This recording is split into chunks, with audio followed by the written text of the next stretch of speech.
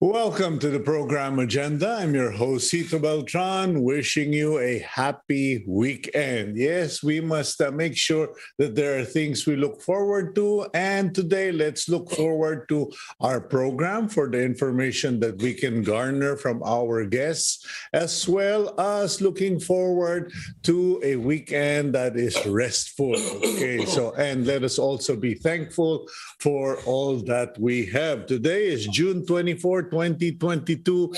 It's a Friday, and let's get on with our program, beginning with our usual daily starter.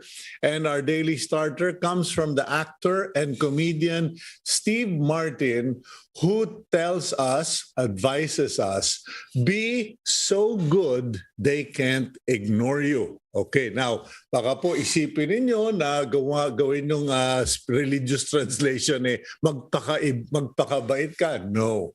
When Steve Martin says, be so good, it means be so good at your work, in your life, in your role, be so good at whatever you do that it becomes impossible for people not to notice.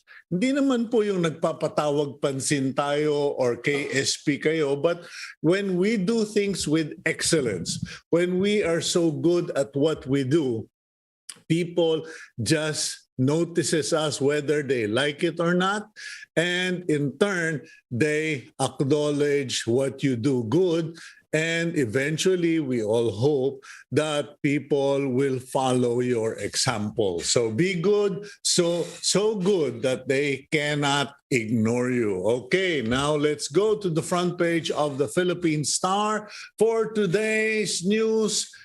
June 24, 2022, the front page headline, BBM picks ex-PAL president for DOTR. President-elect Bongbong Marcos has invited Jaime Bautista, the amiable Jimmy Bautista, ex-former president, longtime president of Philippine Airlines, to be the next secretary of the OTR. Along with that announcement, the president also called on Silvestre Bebot Bello III, former DOLE secretary, to be the chairman of the Manila Economic and Cultural Office, or MECO, which is essentially our below-the-radar representation in Taiwan. Meanwhile, Carlo Nograles Jr., a former acting spokesperson, is now designated as chairperson of the Civil Service Commission, while former radio veteran Cesar Chavez and multi-position government executive is now DOTR for Undersecretary for Rails, because he has proven himself in that field, while Christopher Pastrana will be the general manager of the Philippine Ports Authority. And if you don't know Mr. Pastrana, siya yung bossing ng FASCAT. So he understands all the headaches, nightmare, corruption, and also the good that can be seen in Philippine ports. And last but not the least, Cheloy Garafil, also former journalist, is now the chairperson of the LTFRB. Meanwhile, government defended blocking of websites tied to terror groups, and the DOH active COVID cases breach 5,000 mark. Kumbaga, nako po, padami po itong mga active cases, reported cases of infection of COVID in the Philippines. While that big photo at the top of the Philippine Star is a photo of K-12 students of Parang High School in the Marikina Convention Center for their rehearsing for their graduation rites. Presidential Advisor on Entrepreneurship, Joey Concepcion, ICE Advisory Group for Philippines New Normal. Kumbaga, they will put together a group of men, women, experts, and authorities in fields related to putting up policies for the new normal in the Philippines. Philippines, meanwhile, terminates energy exploration talks with China. Sabi ni Foreign Affairs Secretary Teddy Boy Locsin, ginawa ko na ang lahat. At sabi ni Pangulo, tama na yan. 3 years is more than enough ligawan, conversation, negotiation. Nothing happens. They have pulled out of the talks of joint exploration for energy in the West Philippine Sea. Meanwhile, DILG and Cebu government in compromise talks over mask. Okay, ito po yung patagalin, pahabain ang usapan hanggang umabot sa June 30. Tapos hindi na natin kailangan pag-usapan. Well, seriously, officially, the DILG and the Cebu governments have agreed to wait until the Cebu government comes up with the implementing rules and regulations of their localized and different policy on wearing of masks. So, and pag okay daw, a-approvean daw ng DILG. The problem is, by the time that happens, there is a new administration, a new secretary of DILG, so you don't know what will happen. Global Livability Index, Metro Manila improves by 4 notches. Okay? Huwag po kayo masyadong bibilib dito sa survey na ito kasi it has all to do with COVID resiliency, etc., etc. And you know, every country in the world, every government has its own policy and it cannot be dictated upon by an international body. That photo in the bottom is a photo of paper mache, giant paper mache, in Angono, Rizal, in the Grand Caracol Parade celebration of Feast of John the Baptist. Ewan ko kung kahapon nagkabasaan dyan sa San Juan. Okay, heavy traffic scene due to road closures. Maghanda na po kayo because in Metro Manila, there will be several road closures due to ongoing repairs, due to the inaugural event of incoming President BBM, etc., etc. So if you don't need to go out, stay home. Maglinis na lang kayo ng bahay. And that's all for the front page of the Philippine Star today. Let's now go to our topic for discussion. President-elect Bongbong Marcos has taken the task of reorganizing the Agriculture Department. But how exactly must this be done? We will now speak with an Undersecretary for Policy and Planning of the Department of Agriculture who made a statement that went viral on Facebook, and he has been praised and attacked. Okay, on both sides. So let's get to know him on this video. Fermin Adriano currently serves as the Agriculture Department's Undersecretary for Policy, Planning, and Research. Prior to this, he was the Information Director of the UP System and Vice Chancellor of UP Los Baños. Adriano is also a columnist at the Manila Times.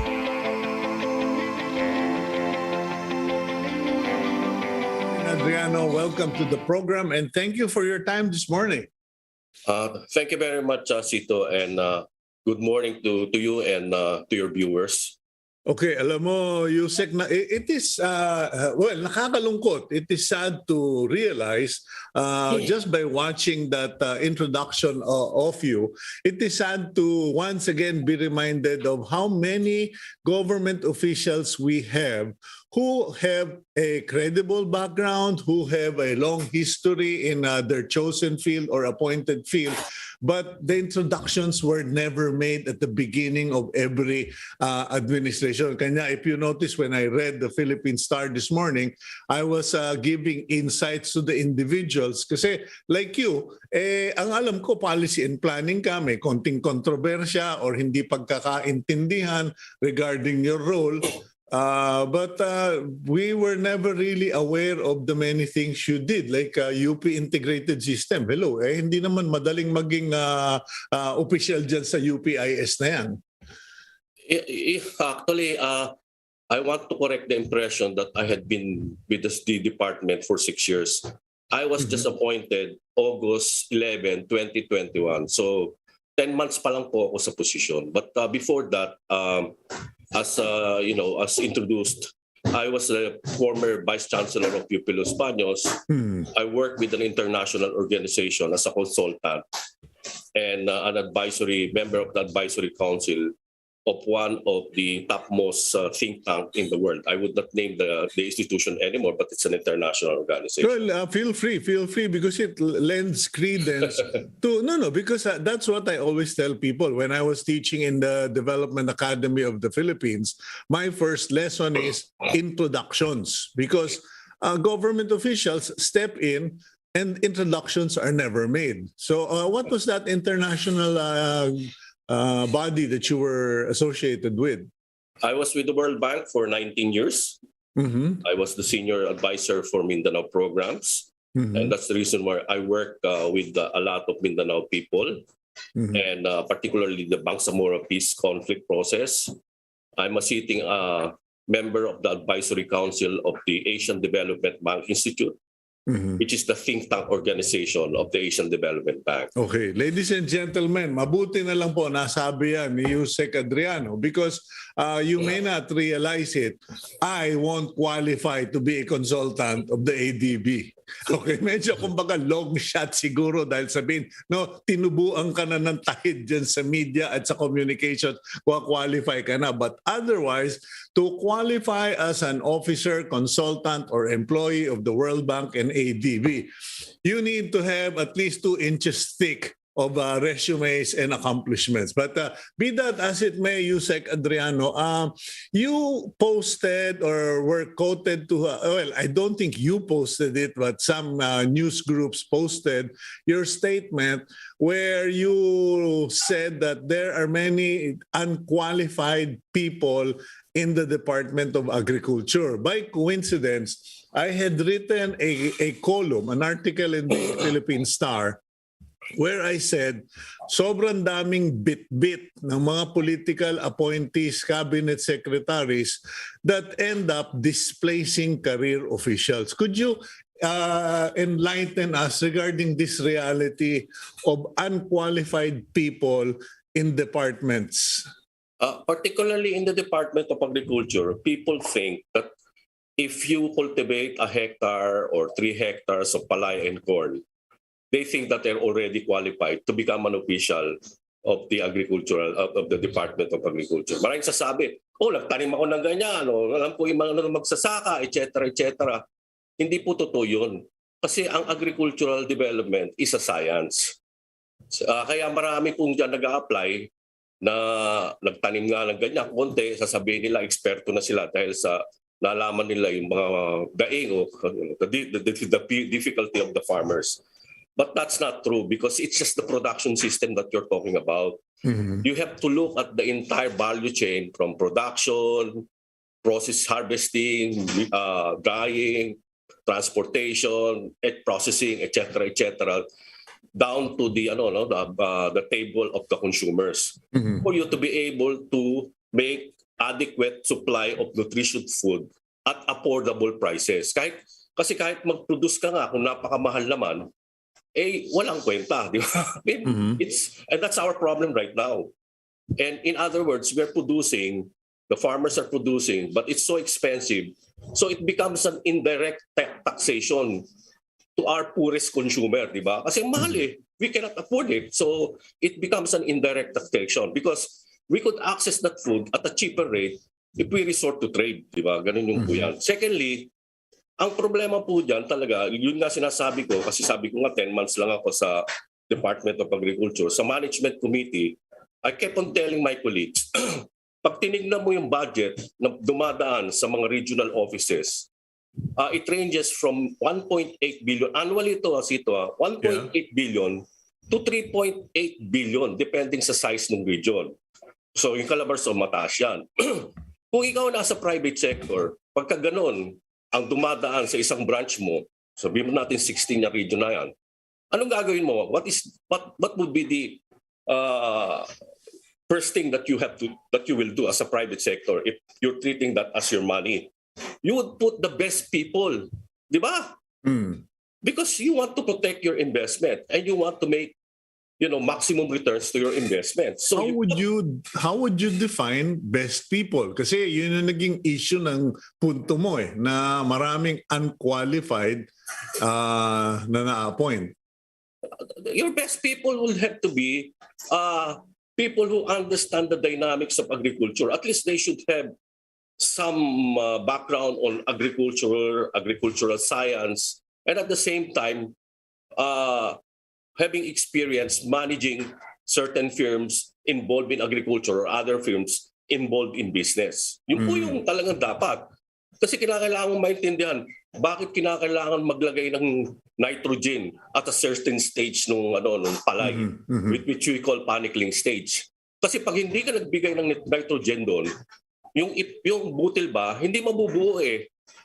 But Yusek, let's relax ka lang ha. Huwag ka nang gigigil. Feel ko na nanggigigil ka. Relax I'm just passionate about it. Yes, I know.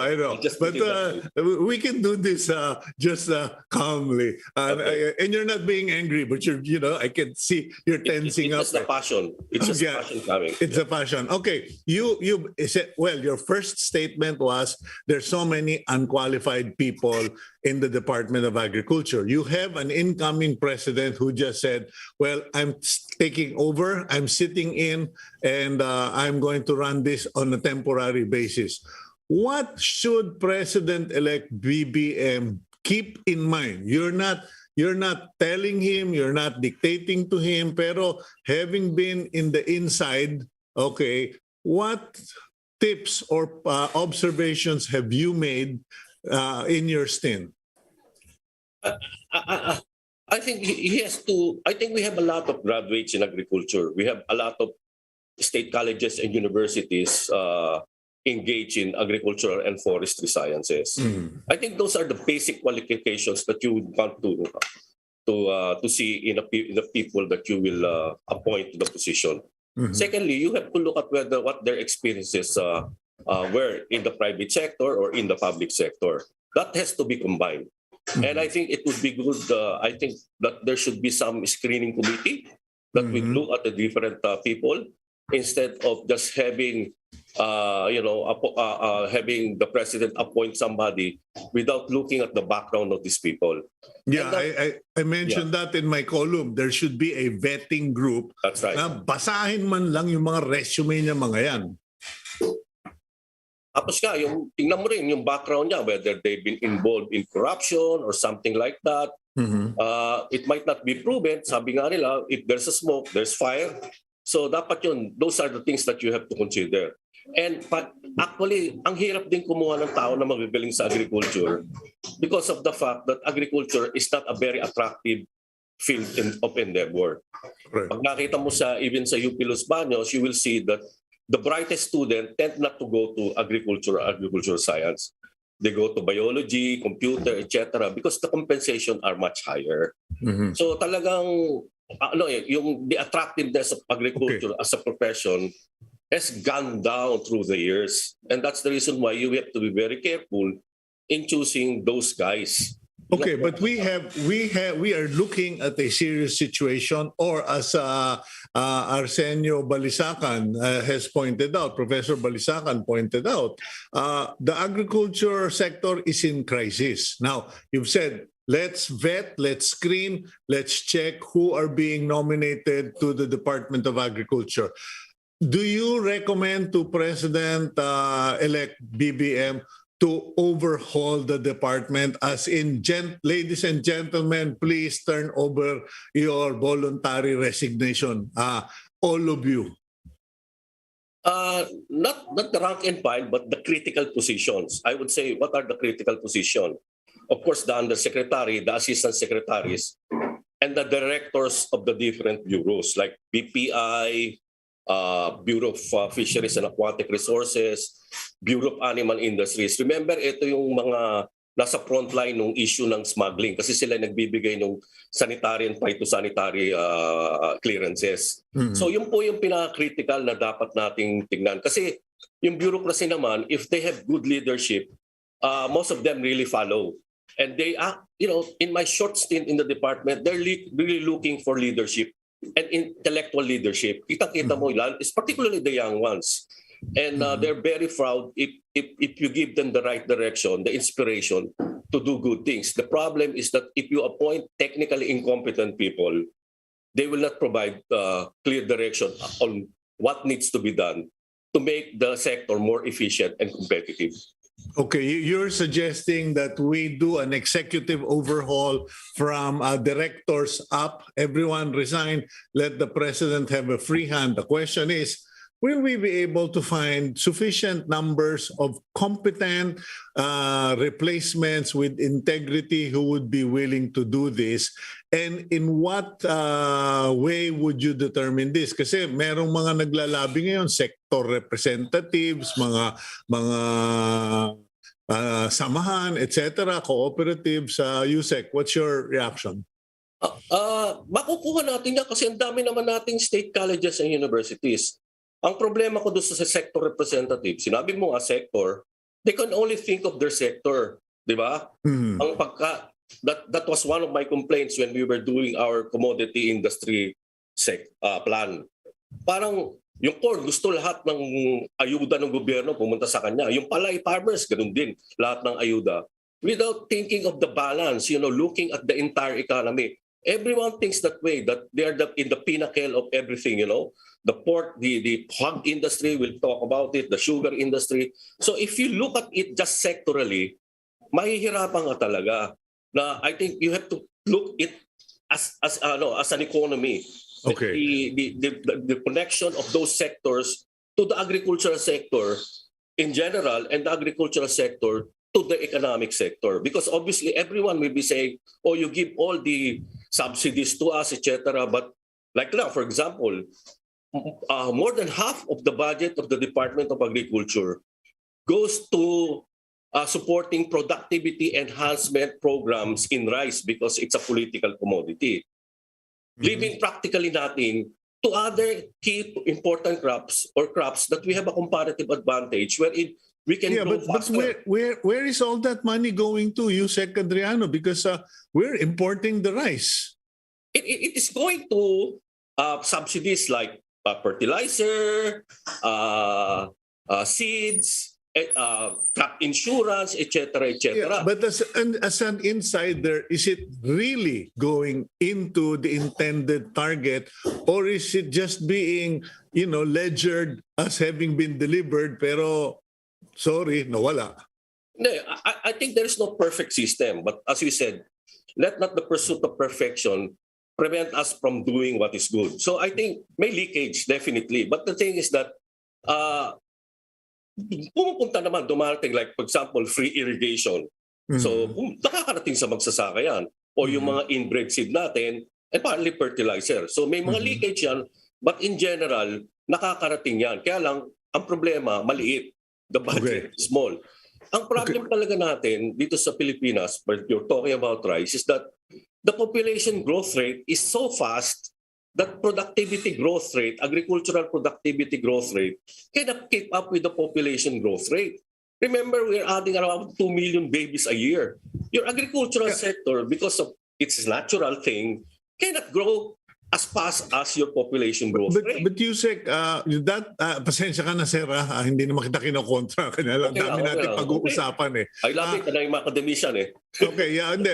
Kasi itong problema, you're referring to the growth rate. It's correct. That's true. But that is a given. Now, there is this point of view that has been observed. And I myself have noticed it because, at the beginning of this administration, the Duterte administration, I did all I could do to support the DA. And I don't think there's anyone there who can question that. Kaya lang, it became evident to me that the DA, at the end of the day, was dependent on private sector. Private farms, private businesses, traders, etc. And the DA in itself didn't have this big programs. Gamitin ko na lang example, point of reference lang, like yung Masagana 99, Green Revolution, which were all government and department driven. In this last so many administration, not just in the current one, puro parang it's up to private sector. Kayo ang mag-import ng bigas, ng mga panglahi ng mga baboy, ng mga manok, ng mais, etc. So I said, then it becomes the world of the businessman and not the job of the government. No, kasi we need to be clarified as to the job of the government, and we need to look at how much money do we have in the government. Mm-hmm. The budget of the Department of Agriculture is extremely limited. Right now, it's 85 billion out of the 5 trillion that we have. That means it's less than 2%. The GA as a percentage of the GAA. And if you compare it to other countries, ito na nga yung palagi nirereklamo, and I look at it from within a 20-year period kasi trabaho ko yan, na we really underinvested in agriculture. Although there are rhetorics by our politicians that they love agriculture, but when it comes to pocket, it does not translate that way. Kasi pag tinignan mo yung other countries, 4-6% ng GAA nila, mas malaki pa yung economy nila like Thailand or Malaysia or even Vietnam, tayo 2%. So how could you develop the sector with that kind of investment na maliit, di ba? Sabi nga nila, growth is a function of investment. Pag walang investment, hindi mag-grow. Okay. Sa private government sector, sorry, Cito. Go ahead. Ang role talaga ng government is to steer, the rowing in a market economy. If we're following a market economy, not a socialist economy, it would be the private sector, because the bulk of the resources in this private sector, it is the engine of growth in a market economy unless we change it into a socialist system. Diba? Okay, time out tayo, Yusek. We'll go for a 1-minute break, commercial, and let's go back to that. Kasi kung tagal-tagal ko naghahanap ng makakausap, saan ka ba nagtatago? Okay, we'll go for a quick break, and we'll be right back here on Agenda.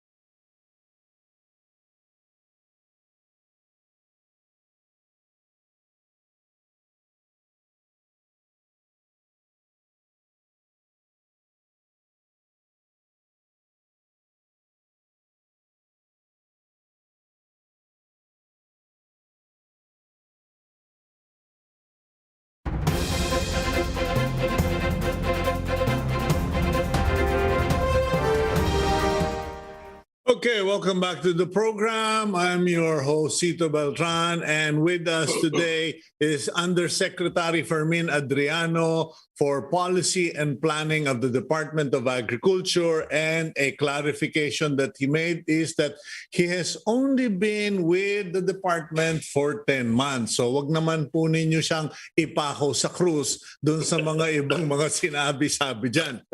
You also have said, Undersecretary, that if the president is to reorganize, then he should call for the voluntary resignation of everybody, beginning from department heads or agency heads all the way to ASECs and undersecretaries. And then you suggested that there be a vetting group or a review committee for all positions applied or suggested for.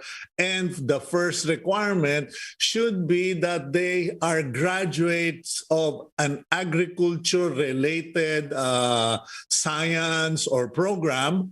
and that they have had several experience in the field for which they are being nominated to. Now, you also pointed out that it is difficult for the Department of Agriculture to spearhead programs for agricultural enhancement, progress, and development if the department's budget is so small it cannot even cover its basic expenses. Because like in Thailand, you mentioned their budget for agriculture is 4 to 6% of their overall operating budget, which is also much larger than the Philippines. So, okay. So, Yusek Fermin, what other pointers can you suggest to the incoming administration? Kasi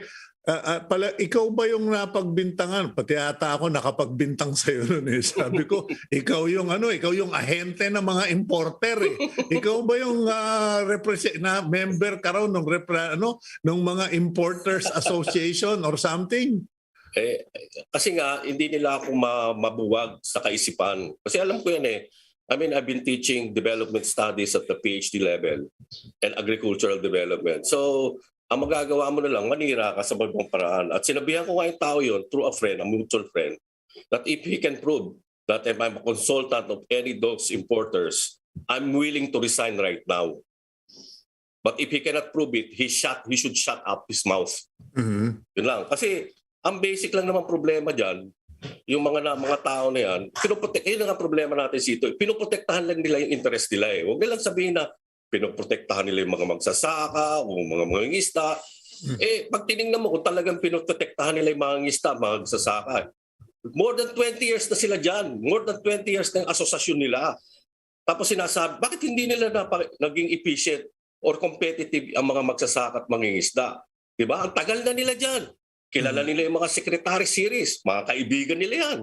Bakit hindi na? Why didn't they ever able to compete? Yusek, bakit nga ba? Because, just as a background, so we are on the same page, ano? Ako naman ako yung sinasabi mong nakapagsaka lang ng konti. I went through all of the, crab fattening, tilapia racing, lapu-lapu farming, etc. Lahat ng mga seminar sa TLRC, kung natatandaan mo pa yun, Technology Livelihood Resource Center. Nagtataka ako kasi sabi ko nga, the technology has been in this country since the 70s, panahon pa ni Ferdinand. Okay? And all the research facilities were here. All of the agricultural support systems like yung SIFDEC, mga freezing facilities, they were all established. Where did we go wrong? Ang problema nga two things, yun, hindi ko pa yung isang malaking problema natin, yung hindi tayo maka-achieve ng economies of scale kasi nga because of the prolonged implementation of agrarian reform.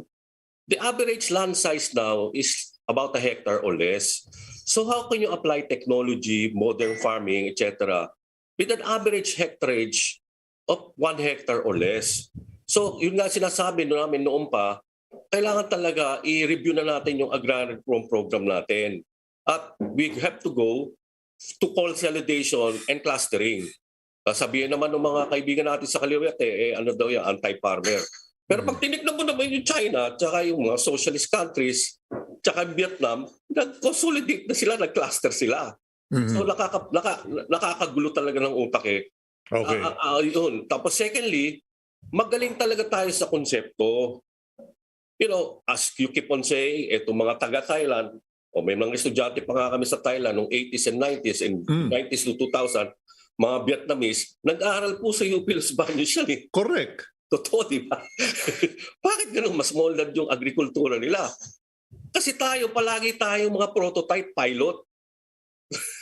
Pero hindi natin natatranslate into large-scale, upscale operations. Palagi tayong butik eh. Parang ganda ni resulta. 3 hectares, 5 hectares. Pero never did we try to upscale the operations to a large extent. Why?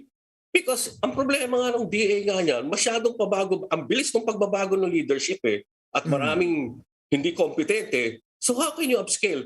Samantalang pag kinausap mo yung sa Thailand, kinausap mo yung Indonesia, Malaysia, tsaka Myanmar, ang tagal ng Secretary of Agriculture nila, minsan 10 years na eh. At karaniwan yung mga graduate natin, which ironically, sila yung naging agricultural minister sa Thailand tsaka sa Vietnam. Nagpunta ako sa Myanmar para kami nagkaroon ng reunion. Yung minister to ng graduate din ng UPLB. But they're able to upscale the operations. Yun ang critical. Kasi ang problema talaga sa gobyerno, sabi ko nga doon sa mga kaibigan ko, kung analysis lang, research, kayang-kaya natin yan. Ako, kayang-kaya ko sasabihin sa'yo, pero yung manager, kulang tayo. Yun ang pinaka-critical. Yeah, Yusek, kasi pasensya ka na, dami kong tatanong eh. Should we have a macro approach of planning and managing, or should it be micro? Kasi sabi ko nga, kung ayaw gawin ng national government, dapat siguro barangay na magtayo na ng floating fish cage, magtayo na ng crab fattening, and go back to the I don't know kung nasa industriya ka na o sektor at that time.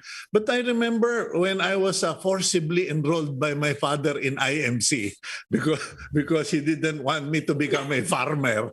I remember telling my dad, for 1 hectare, I can have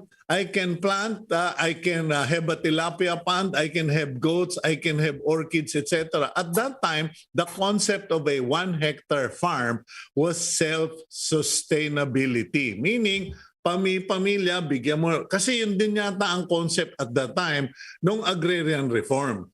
Give each family 1 hectare and they can take care of themselves. But it seems that we shifted somewhere along the way and governments went to macro.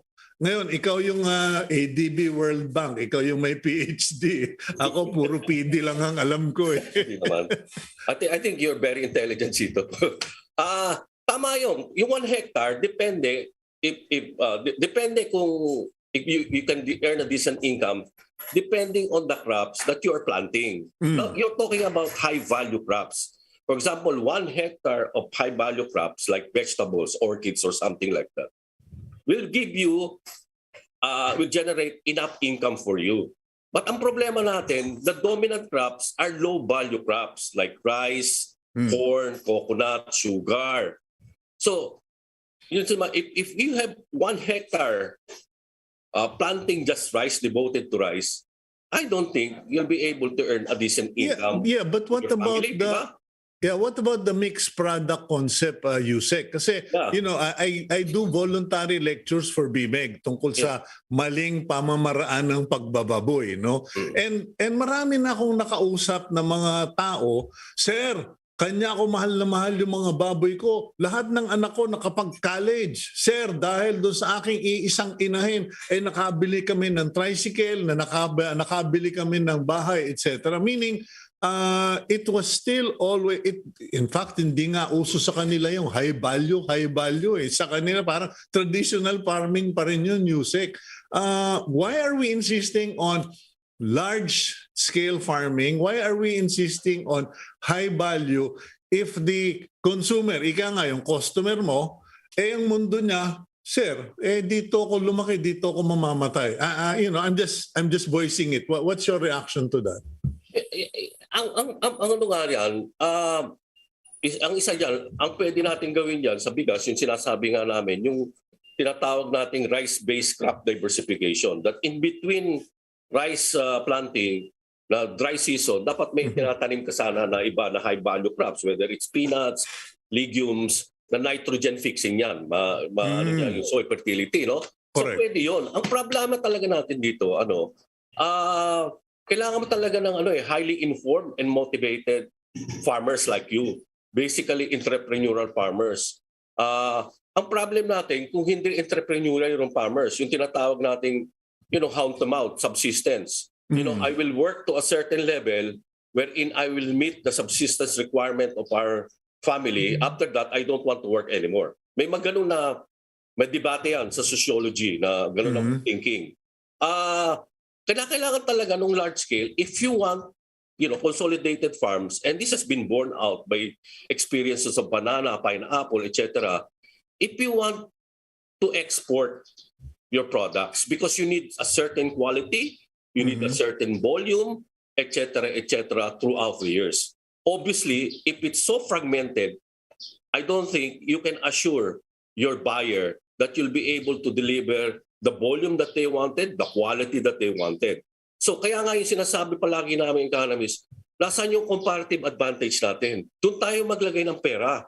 Kasi talagang established na sa literature, if you want the economy to grow fast, you put your money where your country has a comparative advantage. Yeah, but clearly we don't have a comparative advantage in 2022.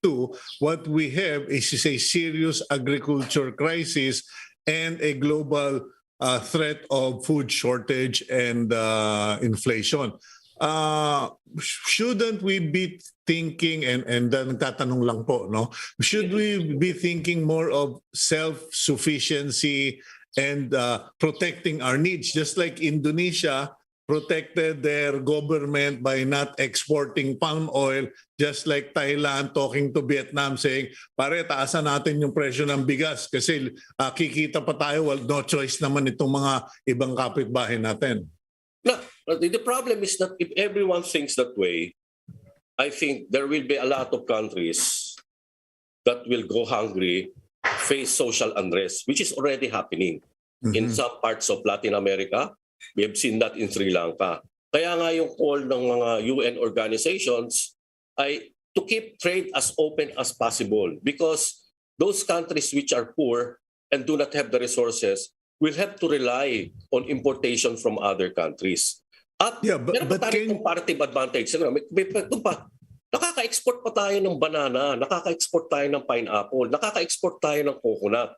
Okay. Yung coconut lang, napabayaan natin yan. Pero kung nag-invest tayo sa coconut, where the poorest of the poor farmers are, na properly, I think it will be a dynamo. Secondly, yung fisheries natin.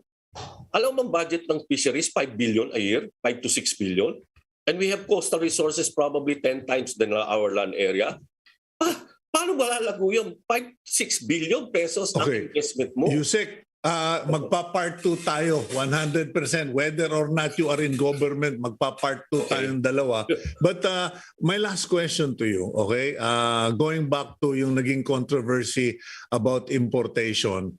Having been policy and planning officer of the Department of Agriculture, do you still stand by the decision of the DA to be dependent on importation? Yeah, you have to balance it kasi you have to balance the needs of your consumers and our producers. If you look at our malnutrition, stunting, and hunger rate, it is one of the highest in this region of the world. Pre-COVID years, stunting of our kids 5 years and below is 29%. It's scandalously high. Hunger incidence rose from 4 out of 10 families to 6 out of 10 families during the COVID period. Protein deficiency among our kids, 13 to 17, I'm citing statistic here, is 47%. So we know that there is a correlation between protein intake and brain formation. So do we want our people to starve? Do we want our people to go hungry when in fact we can access food from others? So yun yung question And when you do policy, ang guiding principle yan is obtaining the greatest benefit to the greatest number of people. Yeah, but the cost is it buries us. Babaon tayo sa utang. It does not. Bakit naman tayo mababa? Kasi private sector naman nag-i-import Like for example, this RTL. Wala namang pera ang gobyernong involved sa sa importation ng rice. It's the entire private sector that's importing. Nung government was the one importing under the so-called quantitative restriction, we got indebted to about 170 billion pesos. Because it's the private sector, it's the free market that is operating. Wala namang gastos sa gobyerno. In fact, we even earned 47 billion pesos due to the tariff that we raised from rice importation, which we are now using to help our farmers. Mhm. So, Okay. maraming ano ba to yung misinformation about it. Eh, kasi naman din, alam mo, to be honest, Yusek, no? Kasi yung iba dyan kasi kinakancel kami. Mag-iimbita kami, ayaw mag-explika. At least ikaw, sumagot ka, so nagkaintindihan tayo. Anyway, Yusek... Yun ang part ng technically incompetent eh. Yun ang sinasabi ko sa Sito. Yun ang problema. Hindi na lang masasagot because they're technically incompetent. And so takot sila humarap sa media. Yes. Anyway. Ako talaga lahat. Okay, thank you very much, Yusek Fermin, Adriano, for sharing so much information and giving us education. And hindi po masamang amining ignorante o hindi ko alam kasi dahil ginawa ko yon, naiintindihan ko. Thank you very much, Yusek. Maraming salamat din po. Maraming salamat sa pagkakataon. Okay, that's Undersecretary Fermin Adriano of the Department of Agriculture for Policy and Planning. We'll go for a quick break and when we return, pag-usapan po natin, ito naman ang problema natin sa COVID-19. Mukhang magkakaproblema tayo. There is a concern and we need to address that with our next guest here on Agenda.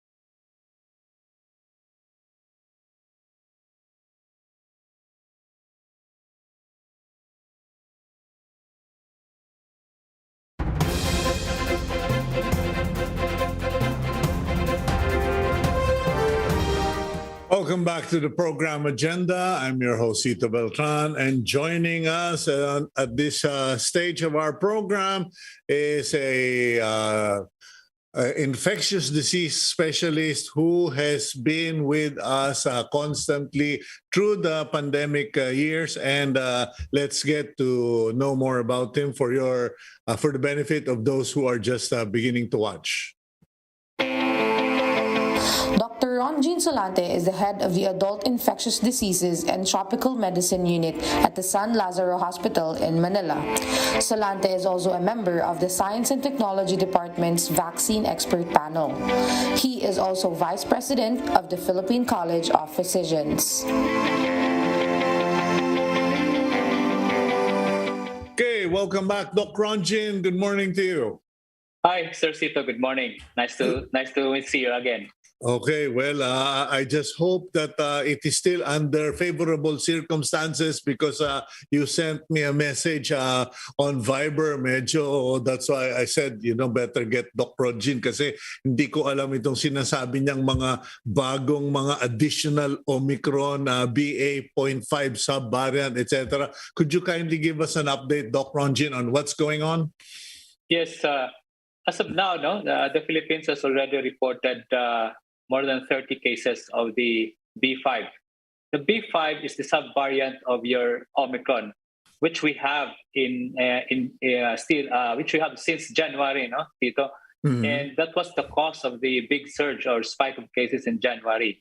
And the problem now is that with this subvariants, it seemed that this is the one responsible for the most of these spikes of cases in other countries, like US, Africa, some South American countries. And that's why it's important for us to really monitor this one, because I really think this is the one that's causing now the increase in the cases, especially in the National Capital Region. Okay, now the cases are primarily in NCR or kalat ba? Because I remember at the beginning of the COVID, it initially started in some province, and then before you know it, zoom, all over the country na.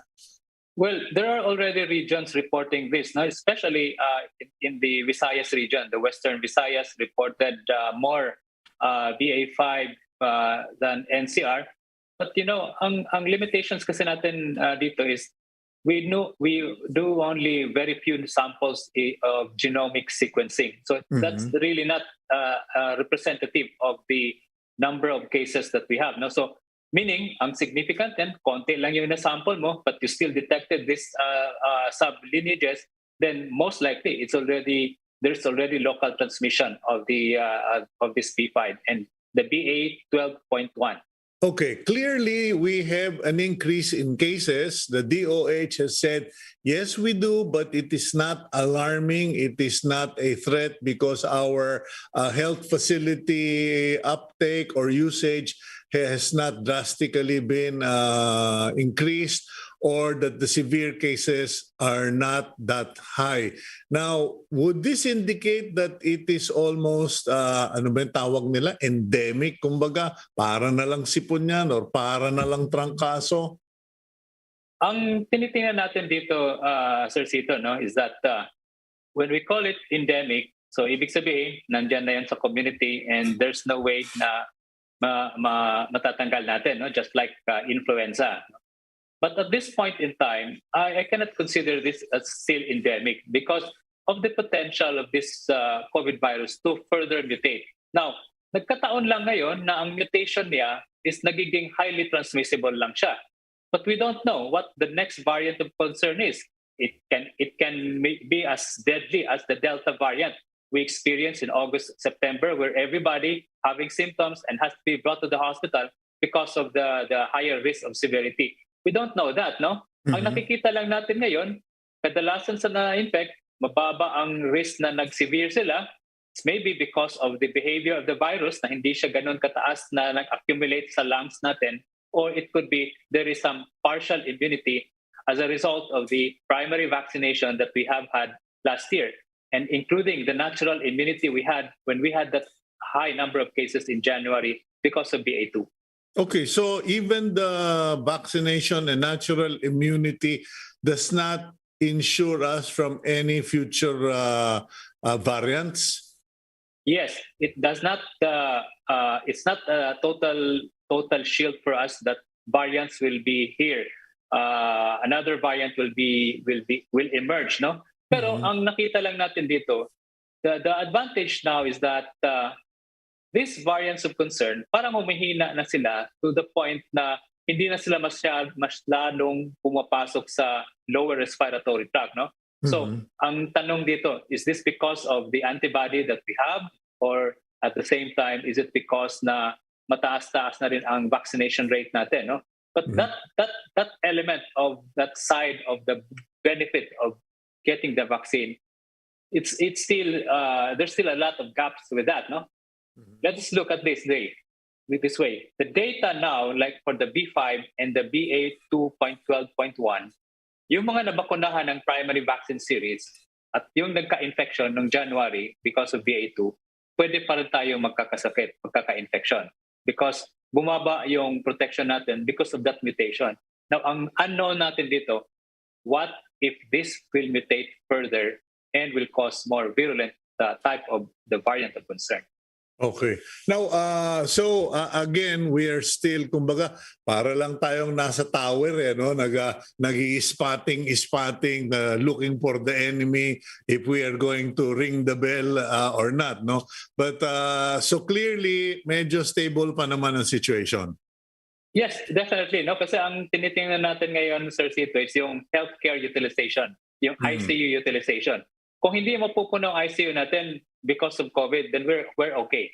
Pero may nagsabi nga sa Amerika, kasi alam mo naman ako, ang kulit ko mag-monitor ng mga ganyan. May nagsabi sa Amerika, ay nako, pag yan ang ginamit yung basehan, if that becomes your basis of concern, then by the time people start landing in ICUs, you already have a fire and you have to go rush out to put out the fire. Is that correct? That if we use ICU utilization, it could be highly risky. It could be risky. Hindi naman siya maging risky because we also have a threshold kung at what point of the ICU utilization ay tinitingnan natin. Halimbawa, kung darating in just 2 to 3 days, nagiging 50% na ang ICU utilization, then that's something that we need to really look at and increase our alert level. No?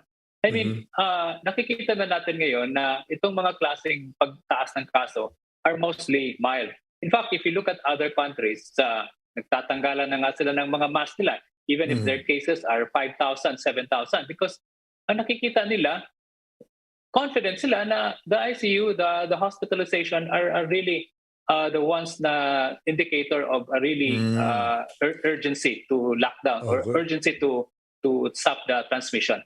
Kumbaga, maraming tinamaan pero parang trangkaso, hindi malala. Okay, Doc Rontgene, I know that you are one of the primary go-to experts in diseases. Now, si Joey Concepcion is forming this body or group of advisors regarding the new normal. Akala ko ang pag-uusapan lang diyang body na yan tungkol sa negosyo. Mukhang meron ding health aspect. Well, kung makikita mo yung members ng mga grupo, it's more of the health aspect, no? Kung saan natin matutulungan itong mga negosyante natin in terms of the direction that they will need to take, especially at the expense of this ongoing pandemic. Mm-hmm. Okay, now would you support the going back to office? Kasi everyone was pushing for going back to office until the fuel company said, spoiler alert, 100 pesos for gasoline. So parang biglang sabi ng mga ibang senador, teka, wag na muna tayong mag-ipuwersa ng back to face na yan at mamumulubi tayong lahat. Well, ang tingin ko naman dito on the health aspect in terms of the virus part of is it safe to have the face-to-face, I think it's already safe for us, no? And alam mo, Sir Cito, ngayon at this point, siguro ang titingnan natin, we have more of flexibility now to manage cases with COVID. Not only because of the vaccination, we have in our hands also mga antiviral agents that to really better than what we have in 2000 and 2021. No? Talagang maraming na-admit. No? At the level pa lang, so ang nakikita ko rito, dapat strengthen din ng Department of Health yung community set up in terms of prevention of these cases from going to the hospital. Okay, last question. Kasi natatandaan ko, there was a plague 100 years ago or pandemic over 100 years ago. And back then, they didn't have all of the technology and medicines that we have. At the end of the day, is it really about cleanliness, about etc.? Yes, totally correct. No, because if you look at the the course of any infectious diseases, nag-uumpisa yan. Ano ang cause? Population density. Tapos number 2, more vulnerable people in that population, kagaya ng mga matatanda, may mga comorbidities, may chronic infection. And then number 3, the environment. Kasi some of these infectious diseases thrives in an environment na hindi maganda, and there are animals in that environment that are also reservoir of this infection. So malaking change, malaki ang bagay yung climate change na has really been contributing why this microorganism has mutated and why it has from an animal to human. Okay, well, once again, Doc Rontgene, maraming salamat. Thank you. And at least na yung news flash, everything is still okay. There is this reason, the assurance, etc. And I do hope that if you are part of that advisory group, medyo ma-highlight yung kalinisan at healthy lifestyle instead of puro tayo saksakan ng injection. At ako hindi ako happy about it. Thank you, Doc Rontgene Solante. Thank you. Okay, that's Dr. Rontgene Solante. And before we do our closing blessing, I just want to thank Ma'am Rodora Javier kasi siya po ay nag-message sa atin. Clearly, she appreciated our interview with Yusek Adriano. And thank you for all of you who keep sending us feedback. Please send us feedback. I have a public Facebook account, and of course on the Facebook account of One News PH and Agenda. We would love to hear from you. Okay, gotta give you my blessing, our blessing for the week, from Deuteronomy chapter 28, verse 8. The Lord will send a blessing on your barns and on everything you put your hand to. The Lord your God will bless you in the land he is giving you. Thank you for joining us today. That is Agenda for this week. God willing, we will see you next week. Please keep it here on One News PH.